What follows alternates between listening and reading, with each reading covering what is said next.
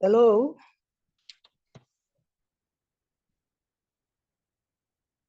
Hello, we can hear you. Welcome. All right, thank you very much. I want to welcome everyone to this session.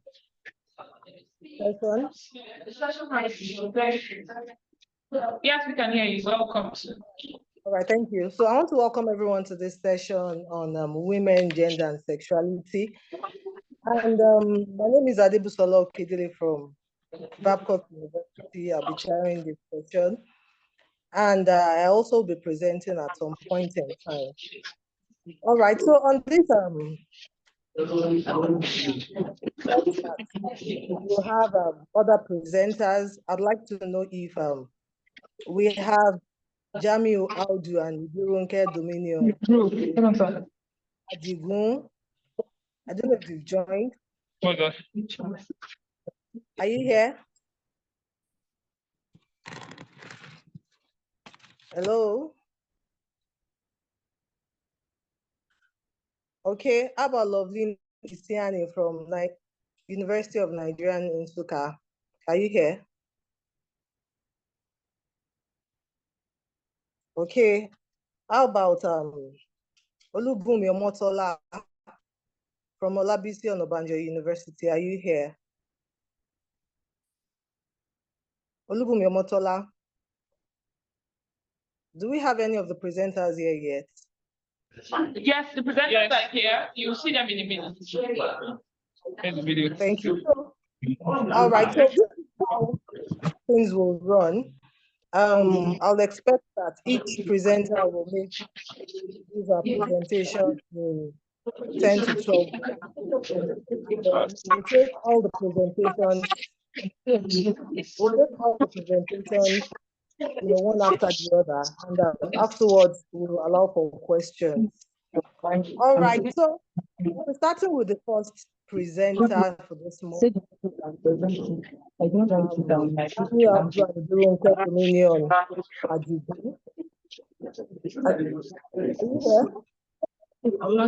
I can't hear her. Wait, she said. The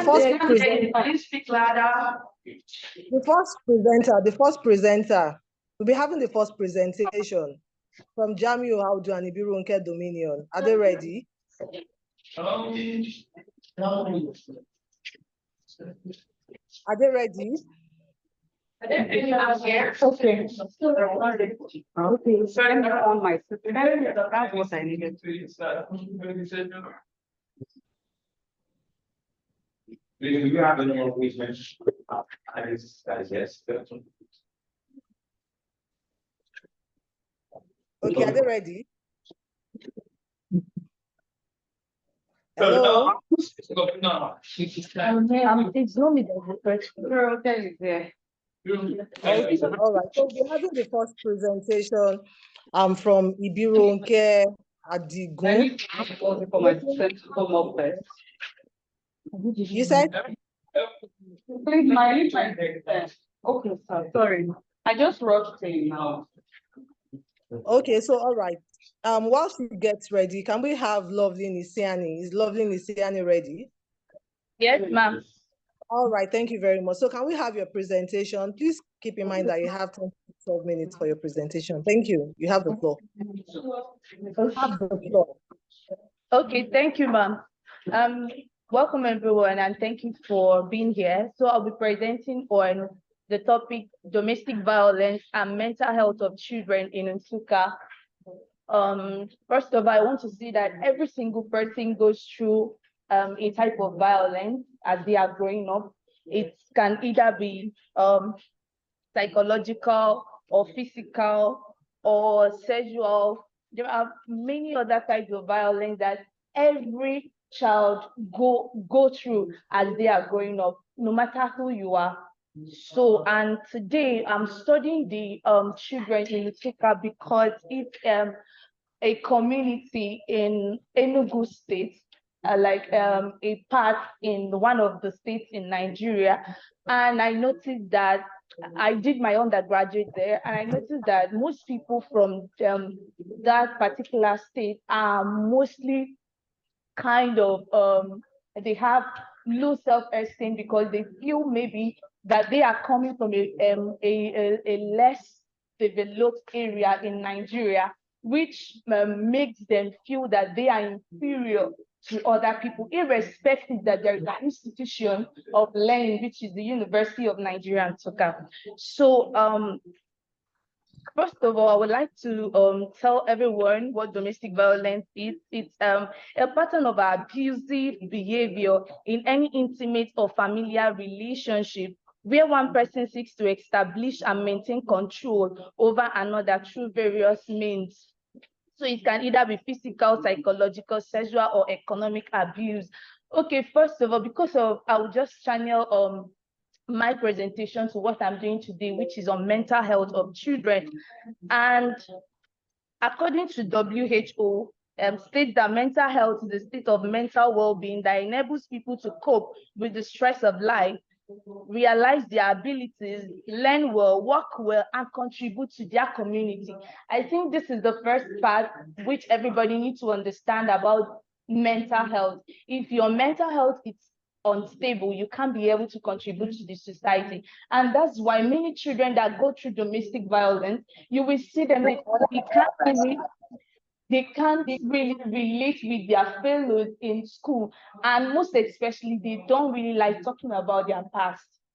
So many organizations have actually talked about domestic violence, especially as pertains to children's mental health. And one of the statistics was from Violence Against Children survey in 2014, which found out that 6 out of 10 children in Nigeria experience at least one form of violence before the age of 18. Okay, let us take, for example, if you can remember, maybe while growing up, maybe your mother or your father must have said some certain words to you. Maybe they don't mean it, but you grew up with that. So this is what this particular organization is trying to emphasize, that 6 out of 10 children have actually experienced violence while growing up. Then another survey is from Nigerian Violence Against Children survey in 2019.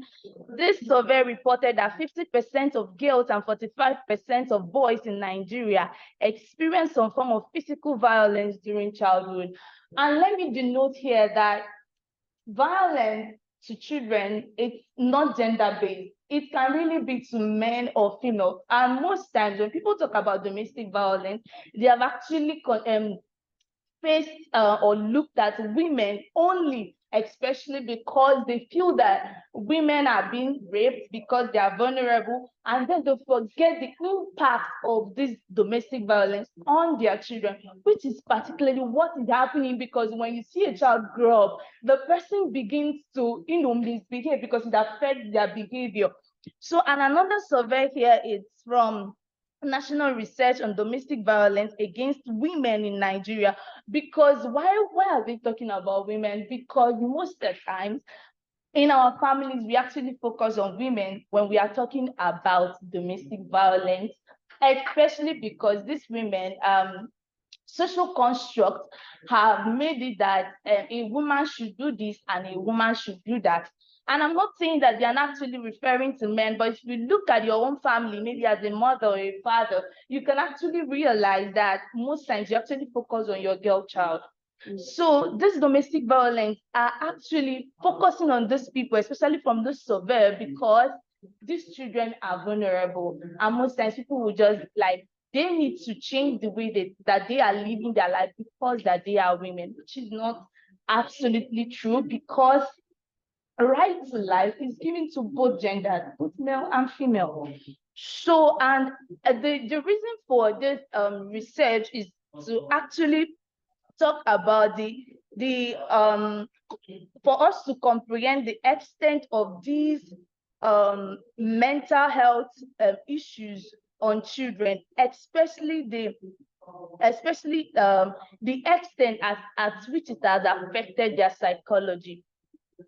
Have you ever wondered why you will be sitting with a child and then you're wondering why this child is so anxious or why this child is so depressed? Most times it stems off from their childhood experiences of violence.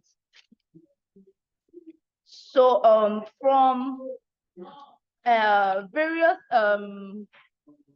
literatures, as I was studying, I found out that this domestic violence, as I said earlier, actually is from interpersonal relationships, maybe from their partners, loved ones, friends, and this actually results to what is called polyvictimization, where a child who is abused at home or school, for example, likely to be a victim of violence in the wider society.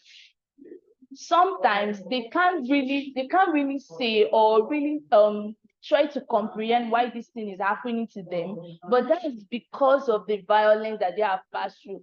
Take for instance a child growing up from a house where the mother is abused by the father or the father is being abused by the mother. The person grows up with that and then it becomes an issue to the wider society. So even though this paper is still in progress, but however, I've started my conducting my research, and I found out that these children find it hard to share or talk about their past, which has become a cage for them. You find out that these children, before they will tell you what they are going through, you have to become their friends, talk to them, so that they can be able to share their life experiences to you. And then I will leave us with this, that not speaking, sorry, I will leave us with this, saying that not speaking was like an emotional cancer. You don't begin to heal until you disclose. Thank you. Okay, so thank you very much for that presentation. Yeah, can you hear me? Yes. Yes, ma'am. Okay, so thank you, Loveling, for that presentation. I think there's a feedback coming from some devices. Maybe you are using two devices or something. Is it possible for you to use like an earpiece or something? Maybe that would be better. Okay.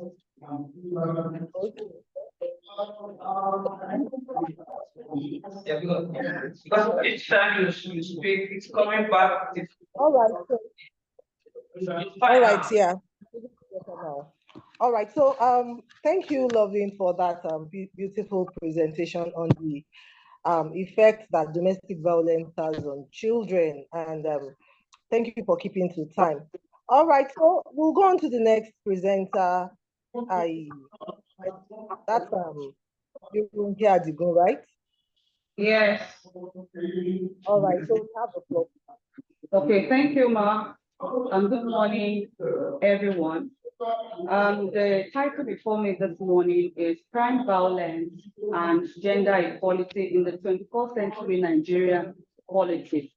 Basically, what I want to look at is to share more light on gender discrimination. And this has been a problem in our country, Nigeria. And as a woman, I still think about it. Why are women still being discriminated against?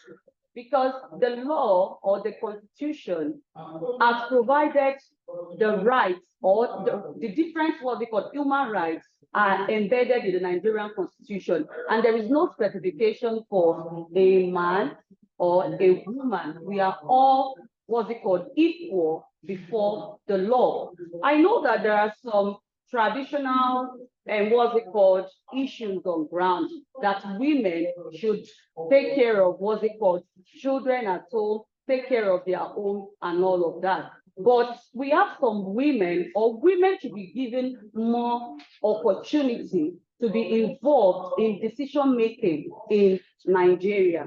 Basically, women participation in Nigerian politics is crucial to the development of Nigeria. Since women constitute a sizable proportion of the population. So neglecting them might mean that we are losing out what's it called of their valuable contribution.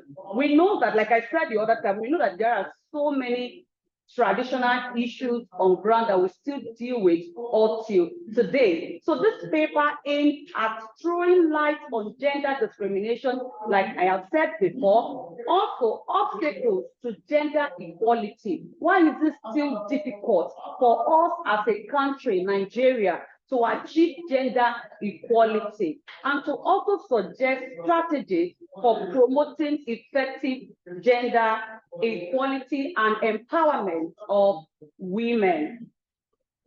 Women's political participation is a fundamental prerequisite for gender equality and true or genuine democracy. If you want to say that our democracy is indeed genuine, there should be gender equality.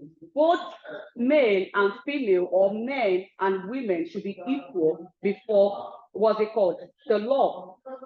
Talking about what's it called? Conceptual overview or analysis. Gender, so many what's it called? Scholars have given their different definition about the concept gender, crime, equality, politics, and all of that. But in a simple form, gender is the male sex or the female sex. That's just how I'm going to put it right now, so that everybody will have what's it called? Adequate understanding about the concept. So crime is an unlawful or an illegal, what's it called?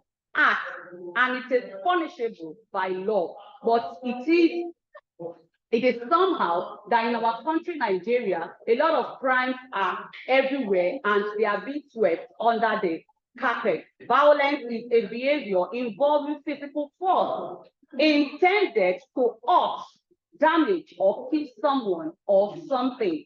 So politics implies the activities associated with governance of a country. That it has to do with what's it called, the running of a state. That is what's it called, decision making. So, and what another what's it called concept I'm going to talk about is equality. It is the state of being equal, especially in status, rights, and opportunities. Both men and women should be equal when it comes to all this, what's it called, things like opportunities, what's it called, and decision making, and all of that. So gender equality is very important. Crime and violence against women. Violence against women is one of the worst, most prevalent human rights violations. This is anytime any woman or women are being discriminated against, or they experience violence in one form or the other, it is a violation to their human rights. And we all know that human rights are what's it called? They are the rights embedded in the Constitution. Everybody should enjoy this right together without any form of inequality or discrimination. So my paper is talking about call for gender equality in Nigeria. We know that women, if you want to talk about women in the society, our society traditionally believes that, okay, women should be in the house, they should take care of their kids, they should take care of their husband, take care of the home and all of that. But there is more to women than doing that. A lot of women, after doing all those things that the society wants us to do, some women are passionately living their life, and they are all out there to make impact, to transform the society. And my paper is saying that opportunity should be given to women. They have valuable contribution, but when this avenue is given to them, they will be able to do that. Because I'm having 12 minutes, that's why I'm trying to rush everything. Women in the 21st century politics. Women political participation is a fundamental prerequisite, like I said it before, for gender equality and true democracy. If you want to have true democracy in this country called Nigeria, there must be gender equality, and gender inequality should be frowned at. There is a point I have here. Sexism has been a major problem in Nigerian politics. Women have been politically considered endangered species, and their low participation in Nigerian government and politics is often associated with culture, religion, and economic constraints. Of course, if you look at some women, when it comes to political activities, they will say they do not have the financial strength to run what they call political activities. But in the case where we have some women, they have what they call financial support when they come out courageously to say they are vying for a particular position. But how many people will support them in the what's it called in the society? When we look at the last election, I think we have one female presidential candidate. Anytime this what's it called candidate is being posted on social media, you will see cold what's it called reaction, different comments, discouraging comments, and all of that. So now I feel that what's it called inequality in the society should be frowned at. Women should be given opportunity to be involved in decision making or to occupy what's it called public position and all of that. So though we have increasing what's it called involvement of women, but I'm just saying that it is not still enough. More women should be what's it called involved in what's it called in Nigerian politics. No African country has elected more than 30% women to their single or lower houses in 1995, just for example. But Rwanda has more than 60%. But in Nigeria, we are just still there. But I want to encourage us to, what's it called, encourage women participation. And if you look at, there is a table here before me talking about, what's it called, the involvement of women. When Nigeria left civil rule to what's it called, military rule to civil rule to 2000 and what's it called 15, we have had different what's it called 5 elections, 1999 and to 20 what's it called 15. If you look at 2015 election, the Senate, of course, we have 360. The women we had then was 20%. That means we have 20 women and we have 340 men. And I feel that more women should be encouraged. So strategies for promoting effective gender equality. How do we frown at gender inequality in our country, Nigeria? Number one strategy that I believe or I feel that we should consider is to prevent and combat what's it called gender stereotypes and sexism. It should be frowned out in our what's it called in our country, and also to prevent and combat violence against women, domestic violence. It should be frowned out. It should not be what we should be joyful about. We see a lot of videos on the internet that some men, you see how they have maltreated women. I know it's the other way around. So some men too have been what's it called? Have been abused, thank you, ma, and all of that. And also, we should ensure equal access of women to justice. This is like in the course of this and what's it called research, I spoke with some men and I spoke with some women too. I heard from women and I also heard from men. So I mean, from what I got from men, it's like they didn't want to, they don't want to give women the avenue to even come into the scene. They're like, okay, you want women to be involved in political activities. Okay, what happened to what they call night meetings? How will they do that and all of that? I understand. But women too usually give men the opportunity to go for night meetings. So I just feel like I know that as a result of all these women involved in politics, we have single motherhood and all of that. I know it's a major problem. And according to one of the men I interviewed, I spoke with, he said, do you want what's it called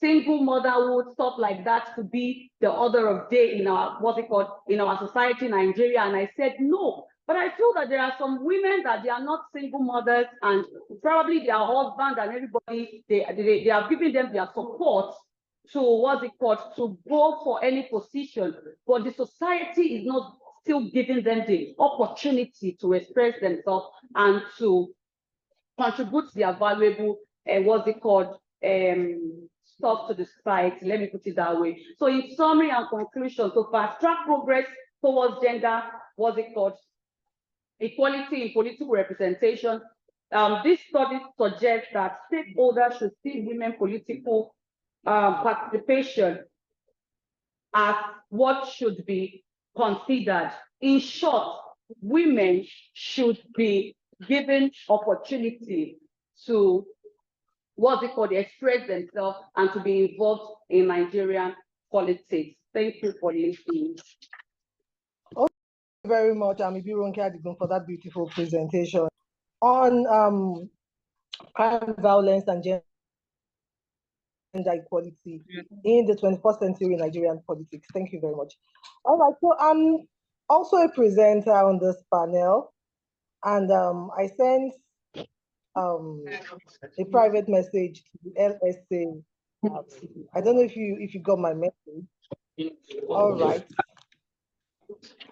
All right, so let's just have the presentation by Olubunmi Omotola from Olabisi University. Afterwards, I will make my presentation and we can take questions. Thank you. You're welcome. Thank you very much. My name is Olubunmi Omotola, and okay. My name is Olubunmi Omotola, and I'm a student, a PhD student in Olabisi University in the Department of History. So what are my presentation? We have a bit of historical undertone. So the topic before me is rethinking.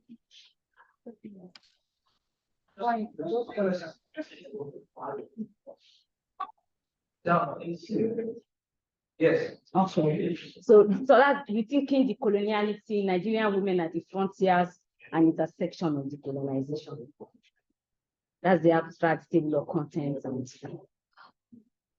So it said, one of the aftermath of colonization in Africa was that it altered the social, economic, and political roles of women in the continent. Prior to colonization, women in many societies and different ethnic groups occupied important social, economic, and political positions. On arrival, the colonial masters ruled their territories based on the gender ideology that existed in Europe in the 19th century. That was when separate spheres were assigned to men and women. In addition, they failed to recognize the participatory role of women in traditional political activities. The marginalization was in two ways. Men had more access to land, and so the cash crop economy was male-dominated. Women were also limited by the dual gender educational structure. Despite these constraints of marginalization, women still played important roles in the decolonization process. They organized protests and campaigns and subsequently became a part of the political force that fought for our independence. Because just so that people can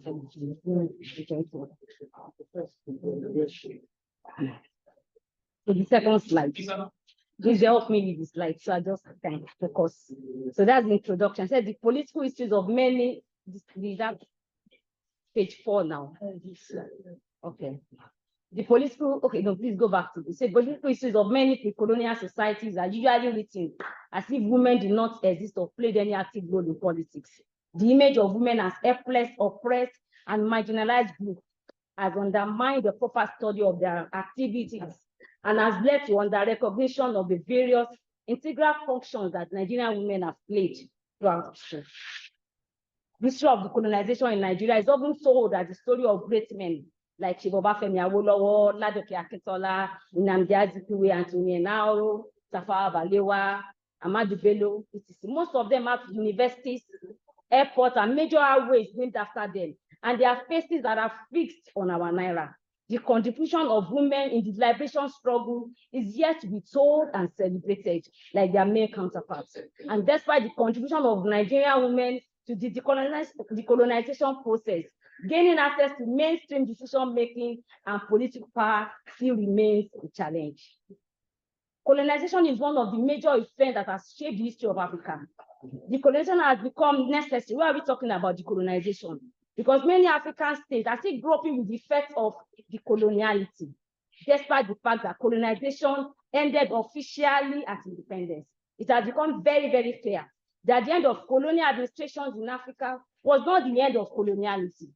The colonial situation, a moment of encounter between the colonizer and the colonized, led to the emergence of double complex of dependency and inferiority. Next one, please. Then I now look at definition of sense. So the Longman Dictionary of Contemporary defines rethink, because that's the focus of the conference. Said rethink as to think about a plan or idea again in order to decide if any changes should be made. Then the next one says colonization is the act of taking control of an area or a country that is not your own, especially using force or sending people from your country to live there. Then the coloniality is a set of attitudes, values, ways of knowing, and power structures upheld as normative by Western colonizing societies and serving to rationalize and perpetuate Western dominance. Decolonization is a process of freeing an institution, a sphere of activity, etc., from the cultural and social effects of colonization. So I came out with this one. Because I know that I have scholars in there. So I say, so rethinking decoloniality can just be defined as a process of rethinking the set of attitudes, values imposed by colonizing societies on a people so that they can be free from the cultural and social effects of colonization. Then an theoretical analysis, understanding gender equalities. Because we talked about multidisciplinary, because I'm in history, but this inequality and these things that we find them in sociology. So I say sociology use theoretical approaches to guide their study of human societies. The major approaches are the structural, functional, the social conflicts, and the symbolic approaches. So these three approaches look at gender differently. The structural functional approach views gender in terms of complementary roles that link men and women. Symbolic approaches highlight how gender influences people's action and use of space in everyday situations. Social conflict approach sees gender as a dimension of social equality, with men having greater power and privileges. Feminism is an important social conflict approach. And I'm talking about this because when I'm a feminist and I don't have any apology, but I need to just clarify, because when you say you're a feminist, people just think they want to displace men. So that's why I'm talking about this.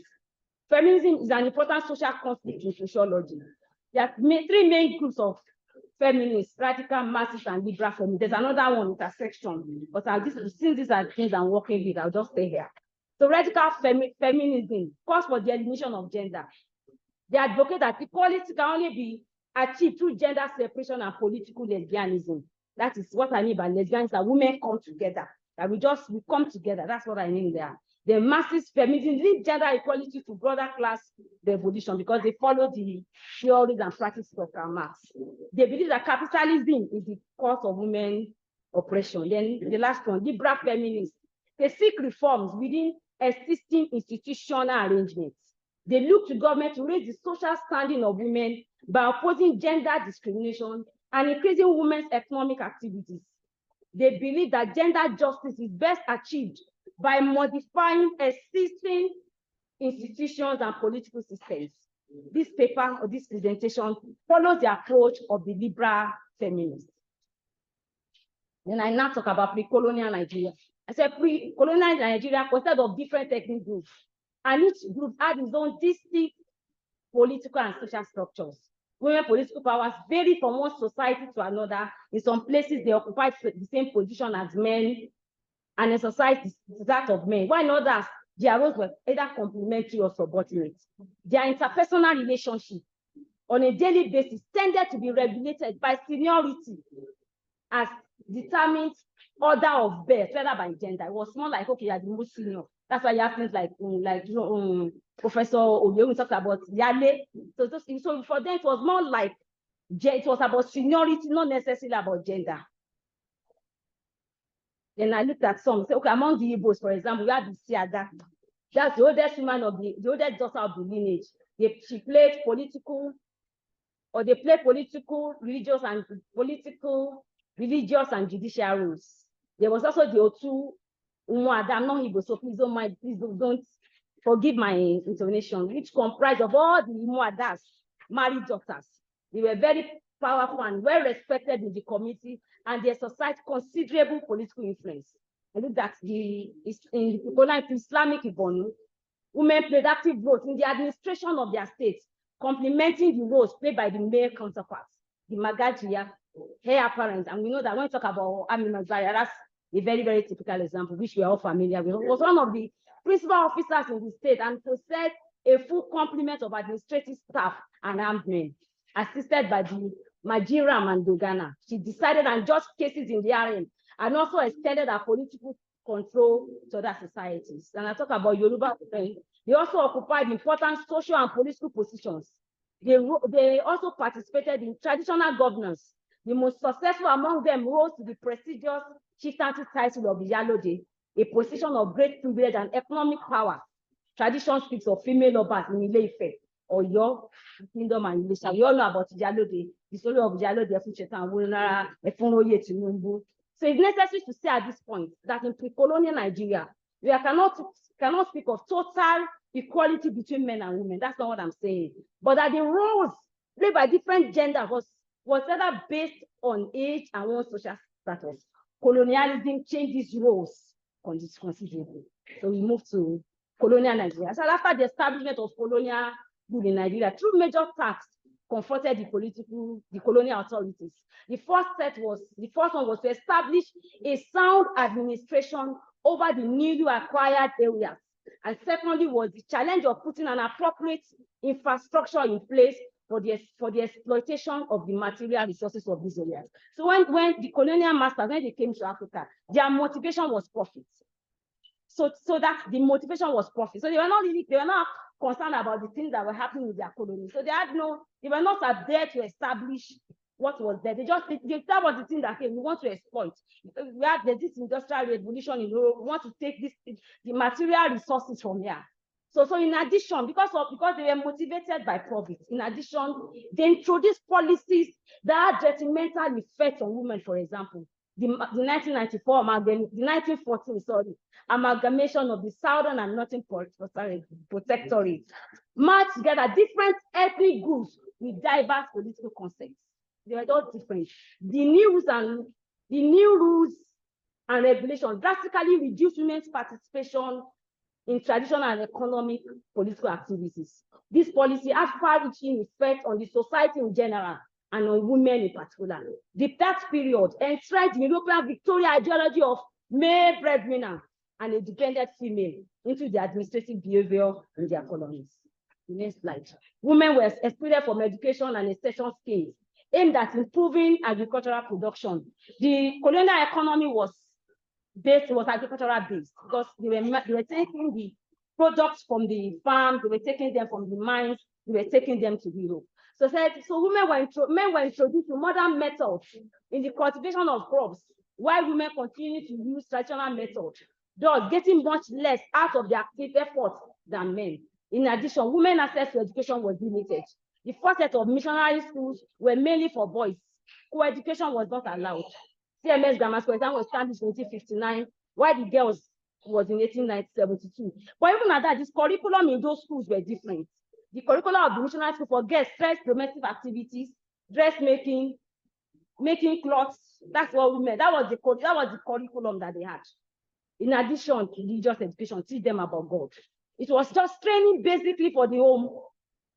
Queen's College, the first government girls secondary school, was established in 1927 through the efforts of the Ladies Progressive Club women, led by Lady Oyikon Abayomi, because she was educated in England. The implication of this marginalization on gender relation was that when agitation began for decolonization, the men were better trained. They had gone to better schools. The women were just learning about clothes and things like that. And so they subsequently gained prominence in the new production system, trading, administrative process, and nation building. But despite all these constraints, women contributed immensely to the decolonization process. And I have the picture of 3 women here. It's just like this morning, we had in the last session that session will still be held. We saw the Pan-Africanism, and it's a kind of role play. And there's somebody playing the role of Ajia Gambo. So Ajia she's in the next room. So this way, and now look at these 3 women here. We can see Lion and Somputi, Margaret Epo, Ajia Gambo. And I'm going to throw a question here. We all know these women. Which university is named after either of these 3 women? Our Naira, which woman is there? There's no, you can't even give women one of the currencies and put their pictures, pack all of them together in 1 naira. It's just so when you're talking about decolonization, it's just men. We are not thinking of that issue. That's why I said let's rethink it again. Let's begin to look at the aspect that affects women. So the next one, I said post-colonial politics. The marginalization of women led to lack of Western education and subsequently access to elective office. Only two women, Mrs. Bura Alaison and Mrs. Beatrice Bango, were nominated as senators in the First Republic. There were also two in the Eastern House of Assembly of Chiefs. That's fine. Margaret Ekpo was there. The position of military, of course, we know that after in 1967 there was a civil war. The position of the military and another that followed from 1966 to 1978 did not foster the participation of women in politics, as very few was hard of women at the helm of affairs. That was when we had this. We were just like first lady. Was just military affair was basically a man affair. Military was all male affair. Why it lasted, and only women played only peripheral role in the Second Republic. That is from 1978 to 1983. Women recorded no representation in the Senate and the House of Representatives. It was a senator seat and one senatorial seat and 2 seats in the lower house. This is the next one. See what I've done so that we won't have so much story. I have a kind of table here, and you can look at the senatorial seat. So in 1979, it was 96 seats. Women had only 1. Men, they had 95. Look at it like that, like that. If I the recent one, we have 109 seats. Men had 107. Women had just 2. That is where decisions. I say here that when I know Nigerian women have come, you see them in academics, you see them everywhere. It's not like, but a place that women are still seriously, if there's any other word, is in politics. But that is where the decisions are being made. And that is where women, look at now, there's outreach, and you know the way you vote in their National Assembly. If they have all the best intentions, 2 against 107, for crying out loud, it's practically impossible to get anything because you must vote. That's democracy. Then the next one is for the House of Reps. You can see the figures. See the thing, Beijing says 35%. We are not even close to 10. Yes. Apart from 10, you can see all this. In fact, this last one, 13, just like the last one, 3.6. 13 women to 347 men. So okay, between 1960 and 23, Nigeria has had 4 republics. However, till date, the proportion of women elected and appointed into political offices is well below the 35% approved by the Beijing Declaration and Platform for Action. We even say we know we are very good at making laws. We say we want to achieve 35. Other African countries like Ethiopia, Rwanda, of course, we all know what happened at Rwanda during the genocide. But after the genocide, they have more. I'm sure. I think that I know that I know that they have the highest number of women in elective positions. And you can look at what is happening in that small country. Nigeria is far behind. She has one of the lowest rates of female representatives in parliament across Africa, and globally, we have 181. Clap for us. What are the benefits of women in government? First and foremost, the full and active participation of women in government is important for building and sustaining democracies. Women make half of the population, but we have when you have something like half, that half also have their own potential. So they represent an underutilized force for sustainable development. Second, when women are fully represented in National Assembly or House of Assembly, they are likely to promote women's rights, legislation, and children's rights, and they tend to speak up more for their interests of their communities, local government, because of their close involvement in community life. When you're talking about water, if there's a water bill, I'm saying, and you're putting women there, they're more like, because these women that if there's no water, they're the ones that will carry buckets to go and look for water. That people used to bath, look for water to cook. So women in government are committed to a more equal distribution of valuable societal resources. They tend to work more in a more collaborative and bipartisan way, and employ a more democratic and leadership compared to men autocratic style. Men, I'm sorry, but that's the truth. In addition, women are more effective at building conditions and reaching consensus. What are hindrances to women gaining political power in Nigeria? Colonial legacy, I've talked about illiteracy, many because of of course, it's still a colonial age, but most people prefer to send their literacy to the problem, religion, because of my time, then, culture, financial constraints, politics is an expensive venture in Nigeria. Legal and constitutional bias. You say, oh, women, we are all the same. That's the same men and women that, but it's not just those laws, it's the interpretation and implementation of those laws. Then the last one, women ourselves. They are saying that women are the greatest enemy of themselves. So the hindrances to women getting political power, that's why I put women there. So of course we're still going to have questions. Then what is the way forward? Political parties must give slots to women. Women representation will not come by chance. There must be deliberate policies that will ensure that women are given spaces. There must be a strong collaboration between gender activism and gender activia. Gender activism and gender academia. They are the people in academics. Gender. Okay, then I have a slide there, the next one. I'm almost done. See what this local government election in Ogun State in 2021. I just came across a poster for Shagamu local. We all know that there are 3 levels of government: the federal government, the state government, and the local government. So the local government is much more informed in the informal economy, market. But and that's where that's where women, you find the people they deal with are more willing. So when I saw that poster, all the words, I said, how can they just local government election?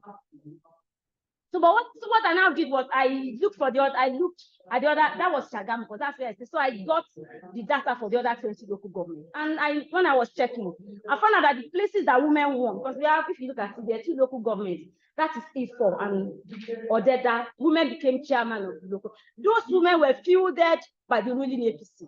So that came to me that so if the ruling party, if they field women, like can decide, okay, 20 local governments, okay, let's give women 4 local governments. If those political parties, if they field women, they will vote.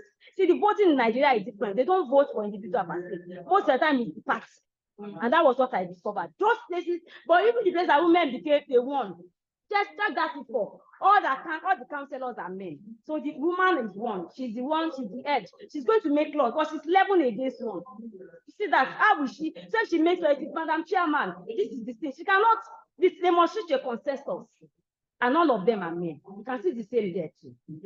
So in conclusion, women were greatly involved in the economic and political development of their societies before the advent of colonialism. 62 years after independence, however, Nigerian women are still highly underrepresented in government, and this is an offshoot of colonialism.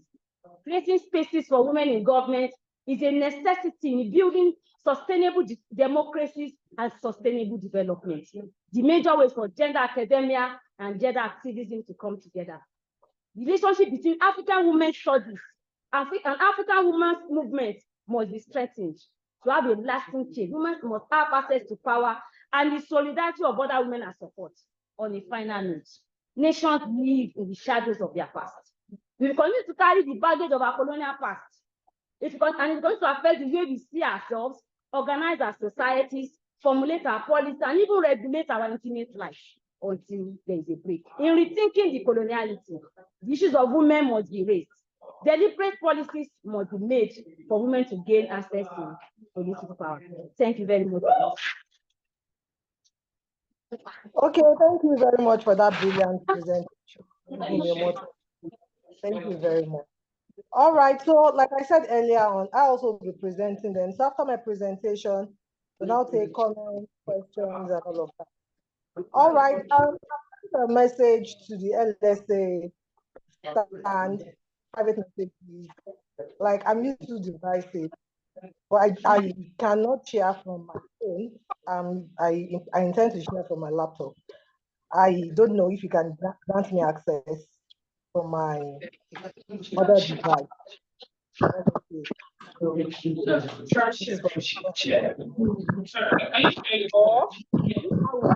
Can you share your slides, man? Please share your slides. Yes, I've sent. Yeah, what I'm saying is this. Like I'm using 2 devices. I'm using my phone and I'm also using my laptop.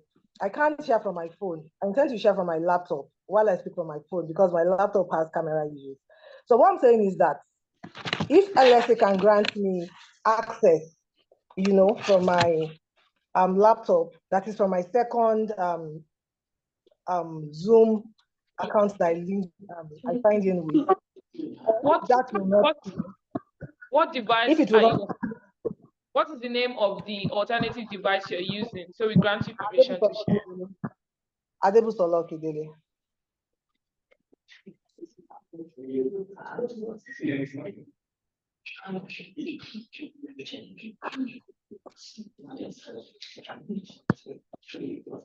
Or You can also all right, yeah, I've seen that. You can share now. Seen it. Yeah, thank you. Still joining, although I already sent my. All right, so let me just share my screen now. Sorry, please, just a moment. Just a moment. Just a moment.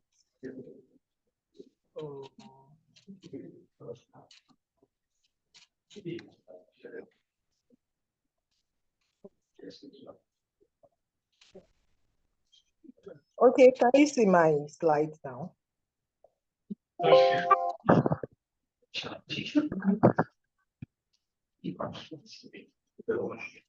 Okay, so thank you, everyone. Can you hear me? Can you see my screen? We can hear you, but we can't see the screen. No, it's from our end, please. Okay. Also, one of the panelists will be keeping tabs on the time for you. Okay. But can you see my screen now? Yes, we can, but you can give us 2 minutes before you start speaking, please. All right. So thank you. So my presentation this morning is focused on women's naked agency, political change in Africa. And in this slide, I have brought together media reports of so many instances of women's protests from different African countries. I have news reports of women's naked protests in Uganda, in Ghana, in Zimbabwe, as well as from Nigeria. And beyond that, for my presentation this morning, I intend to, follow this outline. All right, so as a form of introduction, generally, when you look at women in Africa, have, mobilized and themselves in such a way that challenge oppression and bring about, changes, cultural, economic, and political spaces in Nigeria. And to bring about this desired change, have adopted quite a number of strategies. At times, they have engaged in debate, lobbying at different levels. They have engaged in carrying out research. They have engaged in public campaigns and sensitization. Exploit the use of the mass. Hello, Ma. We're sorry to interrupt you. We're sending messages, but you can't see them. Please give us 2 minutes. We're trying to set up our projector. Oh, okay. Thank you.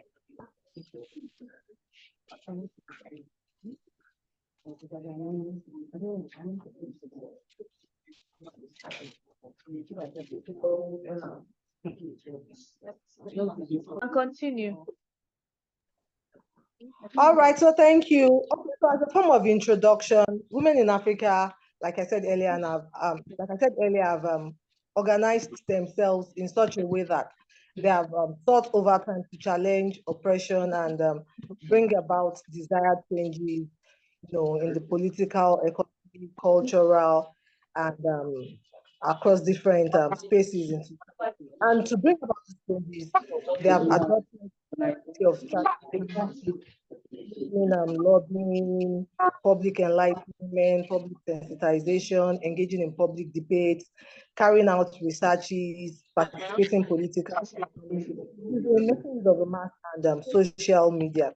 But before the advent of these tactics, one tactic or one strategy that women in Africa used was that at times, they used their bodies as a means of engaging in advocacy against, injustice, violence, and some other ills in society. All right, so, and I'm talking about women's naked bodies. There are different arguments or debates surrounding the bodies of women. One thing about the nakedness of women or nakedness generally is that it has, gendered undertones, and these undertones have their roots in different ideologies, that have links with sexism, with colonialism, and other types of oppression. So, another thing about women's naked bodies is that, like I said earlier on, women have used their naked bodies as a strategy or like a tactic to bring about change in society. Even though when we talk about women's naked bodies, there are so many things surrounding it. Some people believe that for a woman to strip herself naked, in protest is a form of heroism. It will only take a strong-hearted person, to do that. Some people feel that, it's indecent. Why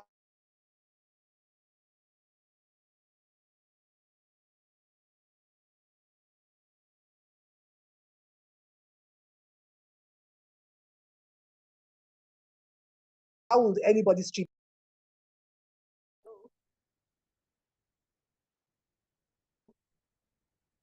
Can you hear me?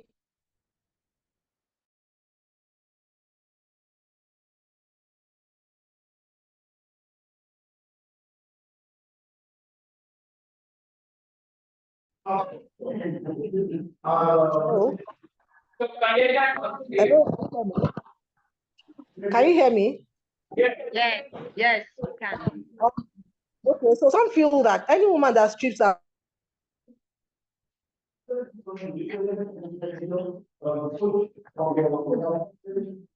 herself naked is just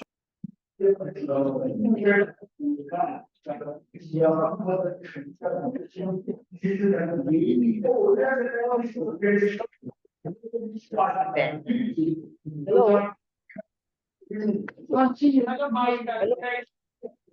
We All can hear right. you. Okay, so we believe that if you look at a woman's naked body, there's a kind of spirituality attached to it, in the sense that if a woman goes naked to say anything, whatever she says at that moment, because of the spirituality attached to motherhood, there's this belief that whatever she says at that time is likely going to come to pass, and that is why we have instances of women at times stripping naked, to pray for whoever, women stripping naked to bless whoever, or women stripping naked to place curses on whoever. So there's this form of spirituality that is also attached to women's naked body.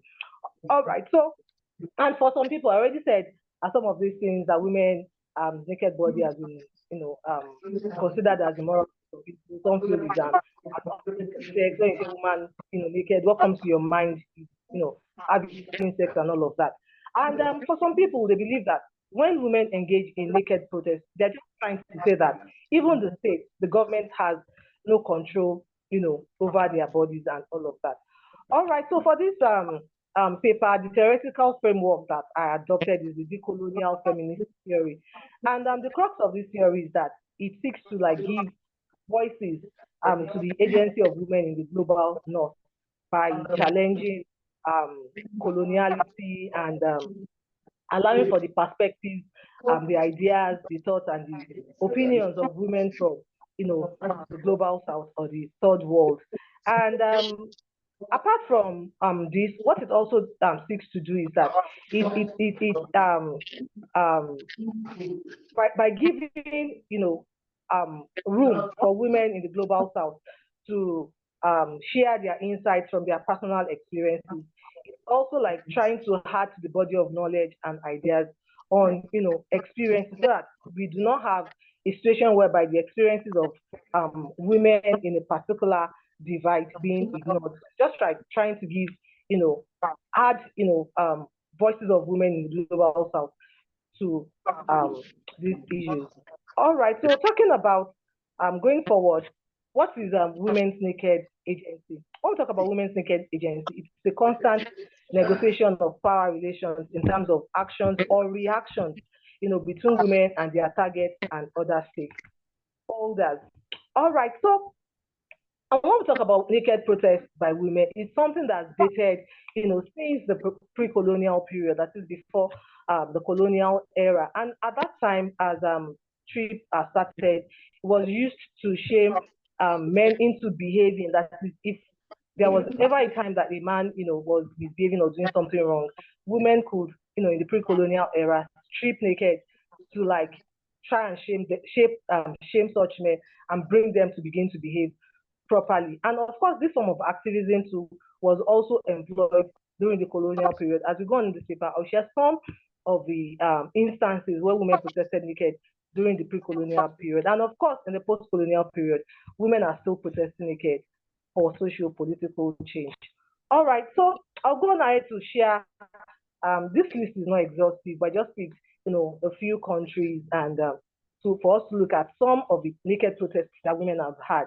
So between 1958 and 1959, women in Cameroon actually stripped naked, and they painted themselves in oil and in red camwood, to protest against some unfavorable agricultural policies at that time, and also to like protest so that there will be political changes in the country. It also happened, in Bamenda, that is in Cameroon, and then of course in Nigeria during the pre-colonial period, we have, during the colonial period, sorry, we've had women. We all know of the 1929 protest by women when protested against the unjust colonial taxation system, and of course in the post-colonial period, we've had women protested for so many things. We've had women protest in Delta State against attacks by the military, attacks by the military in their community. We've also had women from IPOD in 2017. Some of them were protested naked, fully naked. Some of them protested partially naked against useless killings in their community. We've also had, even recently in the just concluded elections, not only in Nasarawa State, in different states across Nigeria, women protested naked, just to show their displeasure about the results of the elections. They felt that the elections were not free and fair enough. All right, so in Kenya, during the colonial period, we had a case of Mary Yajiru that went to protest in the police station, and at that time during the protest, when men in Nairobi saw that the colonial police were armed, they retreated. And not that she actually set out to protest naked, but when she saw that men retreated, like there was this kind of, why would men do that? So she stripped herself naked, first to humiliate the men, and then, in the process of the struggle, she sadly lost her life. And beyond that, in 1992, there were women or mothers whose sons were political detainees. They protested in 1992 in Kenya, and later on, government, after some time, released their children. Yeah. So also in Togo, in Gabon, there have been protests, women protesting over several issues. Same thing in land grabbing issues, issues that had to do with their land, where government was, trying to take over their land and all of that. And also, in one of the protests in Uganda that actually like generated a lot of arguments was the protest by the female researcher Estella Yanzi, where in a bid to protest against Uganda, she stripped herself naked, took pictures and made videos of herself, and she posted on her Facebook, timeline and all of that. All right. So also in Egypt too, Ali El Mahdi also protested against the repression of women, and she felt that the Sharia law wasn't, doing justice at that time. So she also went on the internet on a blog, and she posted pictures of herself, on the internet at different points in time. Also in Tunisia, same thing, happened. In South Africa too, we have had, women stripping naked to protest against different things. And of course, not just these countries, like I said, in other different African countries. All right, so if you look at the African if you look at African communities, like I said earlier, the woman's naked body is always considered as sacred. So when the woman strips herself willfully, it's something that actually draws attention from different quarters. And over time, women have been adopting this strategy, and it's not been a smooth sail. Some women have had themselves arrested, detained, and even sent to prison. We have women in Uganda, in Gabon, in Zimbabwe as some of the examples. Some women have been shamed and tagged as engaged in immoral acts and being shameless and all of that. Some have been body shamed, some have been beaten, some have even been threatened, to be killed. Some have been kidnapped, like Elma did, I said earlier on. She was kidnapped at some point in time, and later on she started facing threats of, death, and that was one of the reasons why she had to flee from Egypt to Sweden. All right, so I conclude this paper by saying that apart from being a method of activism for social justice, women's naked protest actually undermines patriarchal practices on the way women appear in public. And like I said earlier on talking about my theoretical framework that seeks to challenge certain ideas brought in by colonialism, like the presenter before me said, colonialism actually distorted certain things in Africa. With the advent of colonialism, certain things changed. So, and one of such things is that it brought about patriarchy to be fully, to be in full force. So, another dimension to this women's naked protest is that it actually undermines patriarchal practices on definitions or expectations of how a woman should appear in public. So talking about a woman's body is beyond an object of sex, is beyond being vulnerable, is beyond issues of debate of indecency and all of that. So by getting women's naked in Africa from the decolonial feminist point of view, like I did in this paper, this paper actually questions the description that linked with women's bodies for protest. In addition, it's considered that is women's this in addition it's considered an instrument of women's activism that has African roots. That is, women protesting naked is not like they're trying to do what is something that is external. It's something that has actually been done over time, even before the advent of colonialism. So on this note, I want to say thank you to everyone for listening. Thank you.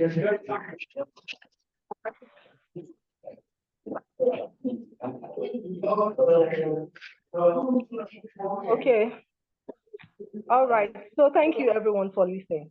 All right. So sorry, there is no, I don't know. I expect that you should see me, although not as clearly as before. All right. So now it's time for us to take questions. The floor is open. We can take questions from the audience, and you can also send your questions using the Q&A option. All right, so I see quite a number of, all right, power supply has been restored. All right, so I see quite a number of hands up. Yes, so it's question time. And while I wait for us to ask our questions, I think I'll just do a recap in 1 or 2 minutes of some of the things that the presenters have said. All right, so the first presenter focused on how domestic violence has affected the mental health of children, and she drew a case study from a community in Enugu State. All right, and then the second presenter spoke about the fact that when women are neglected, they actually something that is missing, that is their valuable contributions in society, is missing out. And that if you look at the political space in Nigeria, despite continuous advocacy for gender equality and all of that, you find out that gender inequality still persists. And that she also said that sexism is one of the major problems in Nigeria. And she went on to look at some strategies that can be adopted to tackle all of this. And then the third presenter spoke about the fact that women played active roles, in the pre-colonial period, and how colonialism came about to change some of the roles being played by men and by women. And then she also went on to speak about the benefits of having women in government and a lot of other things. All right, so it's question time now. It's question time now. There's question. Okay, all right. The first question that I can see here. Thank you, doctor, for the brilliant presentation. In the light of the fact that About Women's War lasted 2 months and consumed 52 lives, with 51 of the casualties being women, can we refer to it as a naked protest? Yeah, thank you for that question, anonymous attendee. Yeah, it was a naked protest that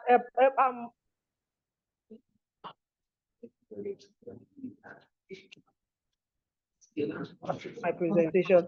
Women have protested that since it was, like I said, wasn't a smooth sail. Protesting naked does not mean that it's going to be a smooth sail. There might be some unanticipated consequences. For example, the Aba example that you gave, so many women lost their lives. In contemporary times, so many women have been detained. Presently, Uganda, Stella and Yabi had to face 18 months imprisonment. El Mahdi in Egypt had to leave a country and relocate to another country because of the threats to our life and all of that. So the fact that it's naked protest does not guarantee that there won't be challenges. Some things could actually come up, but that does not mean that it's not a form of activism. Even in contemporary times, we've seen instances where, now speaking generally, people just carry placards and are trying to protest, and then maybe police come and then shoot tear gases at them, or some people even lose their lives maybe during a stampede and all that. But that doesn't say that it's not a protest. So that women lost their lives during their Black women's riot does not mean that it's not a protest. Thank you. All right. Are there other questions? Are there other questions? Yes, Are please. there other questions? Any Yes. questions Can I? Yes, from we the have audience? questions. Okay. All right. Thank you Please very. go on ahead. Thank. Could you please speak louder because I can't All really right. hear you.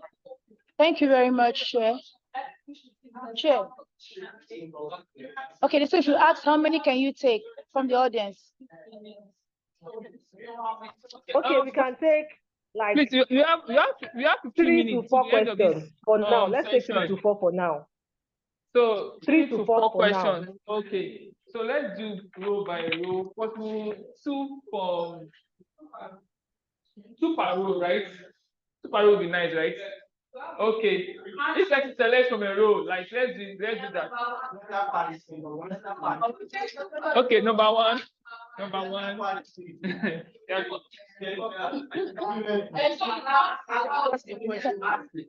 Okay, so All right, thank you very much.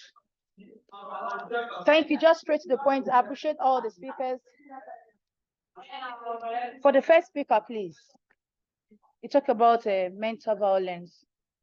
You may mental domestic violence, and you have majorly on yes. Okay, it may be a question or contribution or anything you want to put it, just help me out. I think we can just strike a balance. One of the things I've observed in our African culture is that mostly we have single either motherhood or parenthood. Then when it comes to marriage, they come together. Now, sometimes the one that is not the mother to the child tends to behave somehow to that child. And sometimes the children, that child also used to act the other way around. Maybe if you scold that child and I said, okay, because you're not my father, because you're not my mother, that's why you're doing this. So in this kind of situation, because this mental disease is not just the children alone, even the adults also have it. Can we strike a balance in your discussion so that both the adults and the children can have a sense of belonging in your write-up? That's for your own this thing. Let me just go straight to the other one so that we can finish that once. Then to the next speaker, please. I want to, talking about the political aspect, I want to say that, or ask, that sometimes we women shy away from responsibilities. Maybe let me just use local politics. because I have a set in my place of work. I know how many times I spoke to some ladies, come and take this, come and my children, or my school, or this. And then when you now try to come out to go vouch for that very position, to be like, not only you did there, do you understand that this thing? So we try to make ourselves, even among ourselves, not among the men. I know I fought with men vocally when they would say, no, don't take this role, take this other one, let the men take this. I said, we are all paying the same union, this thing. So why should you tell me what to take? So you see that sometimes among the women, so I'd like you to just please throw more light and let the women know that when a woman is proactive, it's not because we want to show up or anything. Sometimes people just grew up naturally like that. So among the women, let us learn to also not talk down of ourselves. So we're able to push forward. Okay. So Okay, thank you for your question and comment. All right, the next person, please. All right, my question is on the person that presented on women's naked bodies. I know that you've looked at women's naked bodies as a form of protest. But could you please speak out louder, because I can't really hear you well. It's sounding distant. Okay, so what can you say about women's naked bodies as a form, as a punitive measures? I don't know about other countries, but in Nigeria, in order to punish women, embarrass them in public, or totally humiliate them, women are stripped naked. So in such a scenario, a situation, what can you then say about women's naked bodies? Okay, thank you very much for that question. Can we have the next question?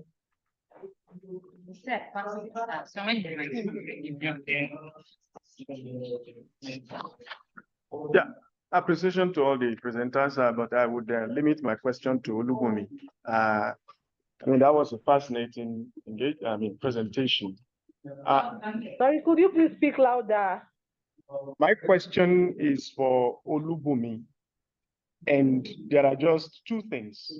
One, a comment. Something undermines your paper, and that is the quotation, or if you like, reference to the Longman Dictionary of Contemporary whatever, as a means of disambiguating what colonialism means. I do think that there are many works, scholarly works, that have been done that basically clarify, what people mean when they talk about colonization. Limiting yourself to dictionary does undermine, the relevance of your sources, as it were. So that's number one. Number two, I'd like you to reflect on this. When you say that women who have done very heroic things are not captured for celebration by the states, in the sense in which you referenced them. I mean, you're right and you're correct. What I don't agree with, and that I would want you to reflect on, is when you said we need to decolonize that. And that raises a question for me. What is decolonization in that? How are you understanding that concept, decolonization? Because the Naira notes that you mentioned, which do not have women's faces, it's not the colonial masters who did that. It's people, indigenous rulers here. So what is there to decolonize? So I'd like you to think about the concepts of decolonization, because in my view, I subscribe to two notions of decolonization. The first is, and that has happened and has ended, there is no foreign government dictating the affairs of any other government. And then the second sense in which people now use decolonization is the sense in which you are using it, and that is confusing. So what is there to decolonize in something that the Buhari does or that the Tinubu does? So we have to think, very seriously about it. Thank you. Thank you for your question, sir. You guys can share the power now. Right? Thank you. Question or comment? All right. Thank you.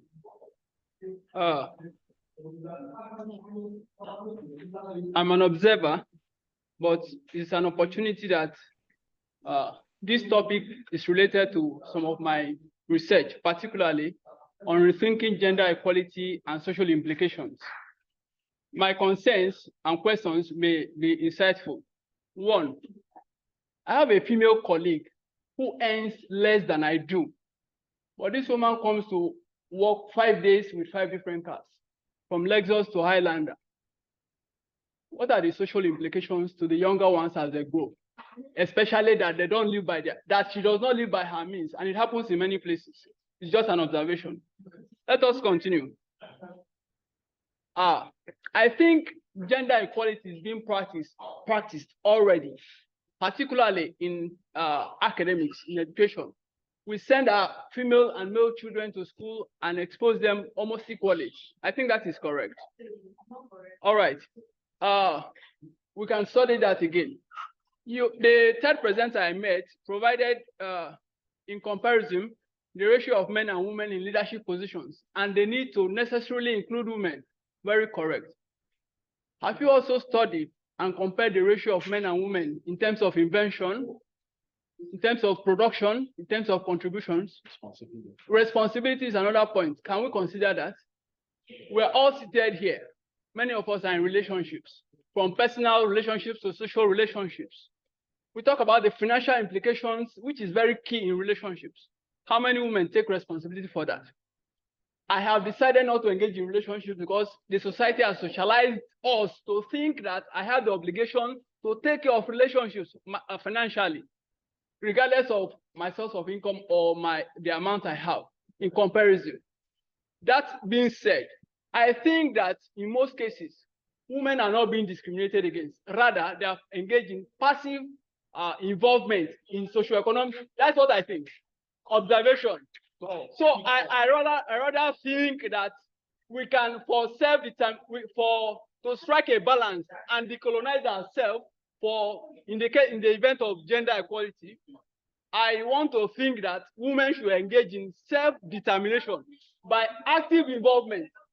Excuse, sir, please, before I complete, I drop. An observation is also the case that, let us take Lagos State as a case study. If you count the brothels we have, I think they are dominated by females.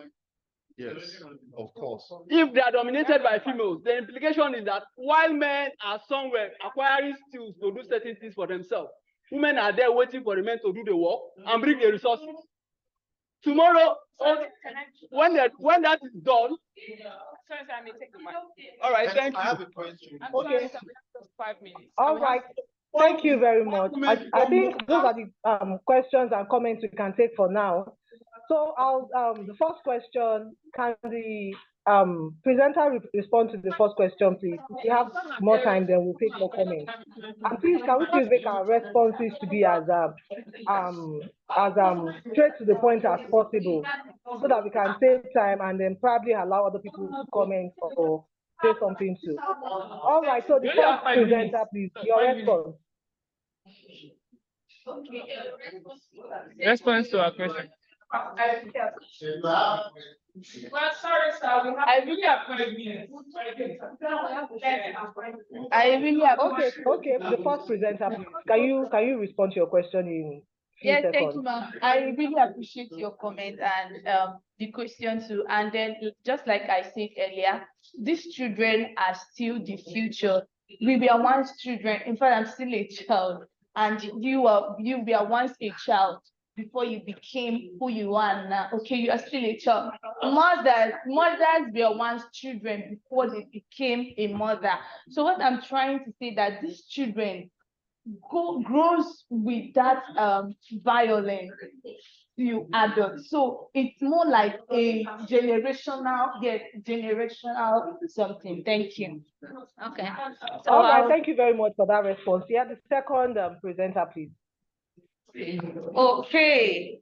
From the comments, thank you for your comments. Like, I want to speak on, or I want to react to this statement among the women, that women were our problems. We know that that is a major issue in the society. Like what she said the other time, that even if you go to your female friend or female colleague at work, can you come out and vie for this position and all of that? They will say no. Yes, even when they come, even when somebody is courageous enough to come and present herself that she's ready to take up the responsibility, we see that women ourselves will go against it. It's a problem too.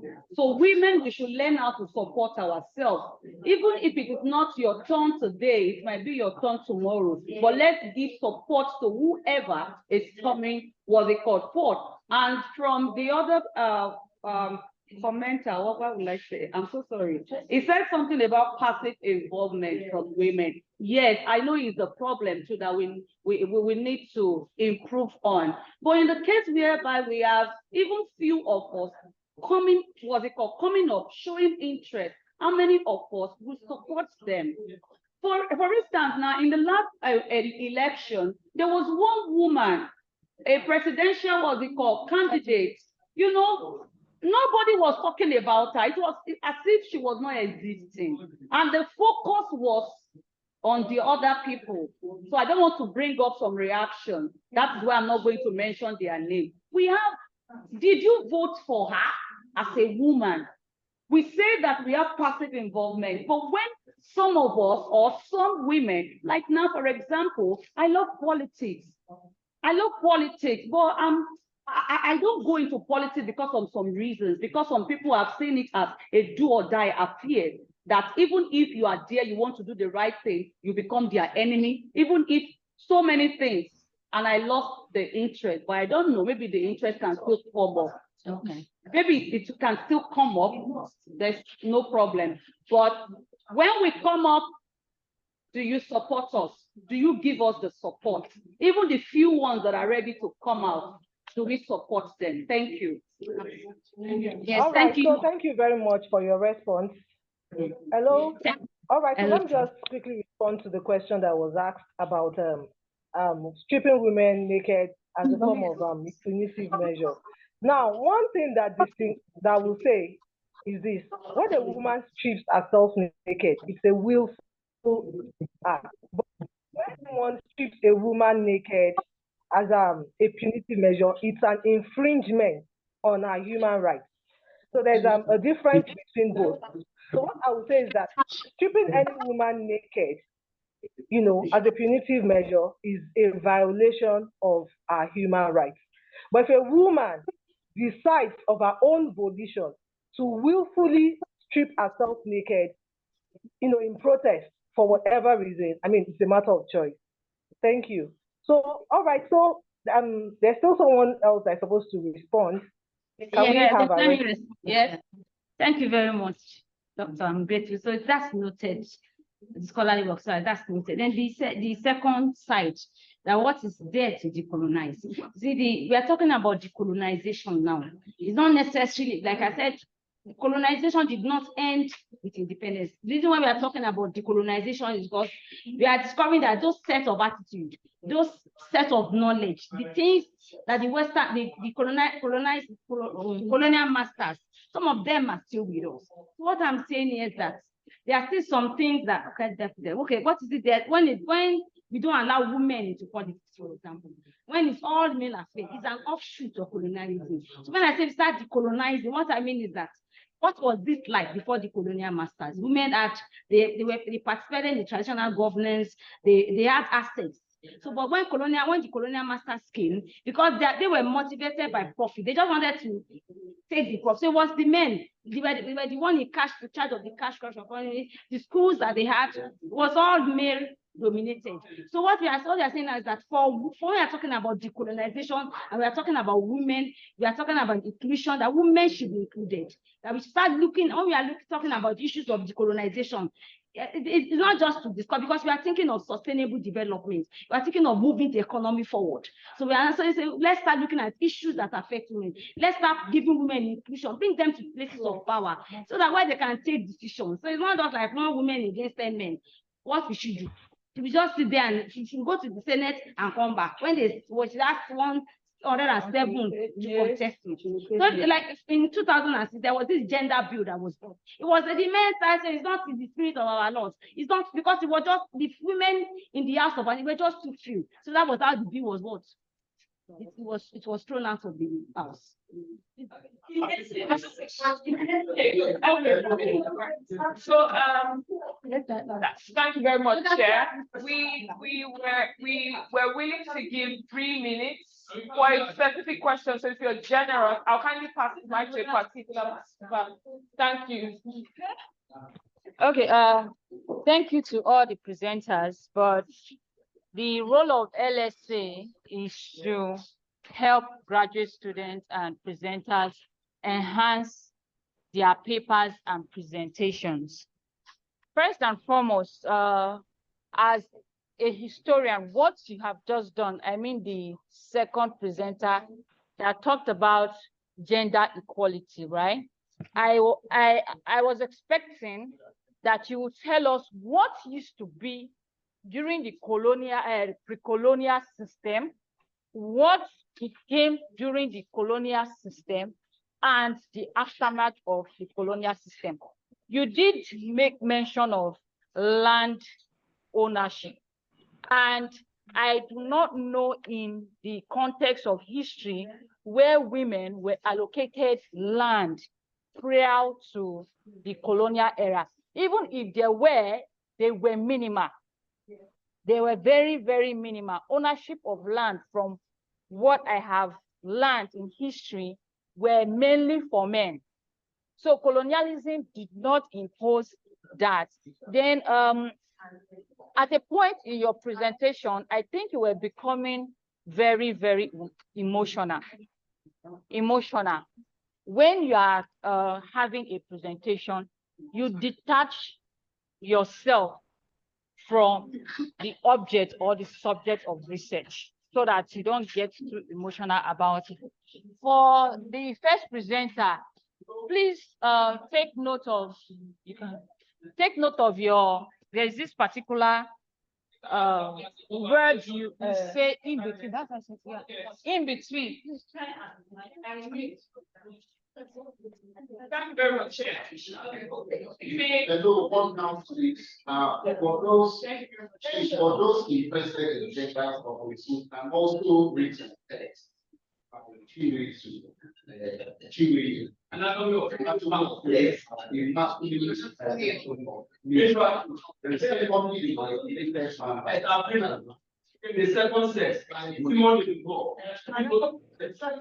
So, Chair, please, can you want to end the session now?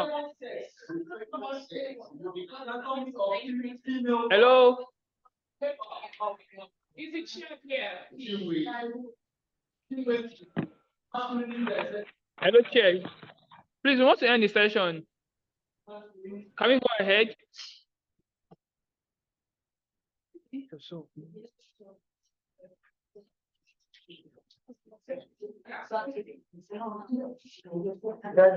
Yes. Okay.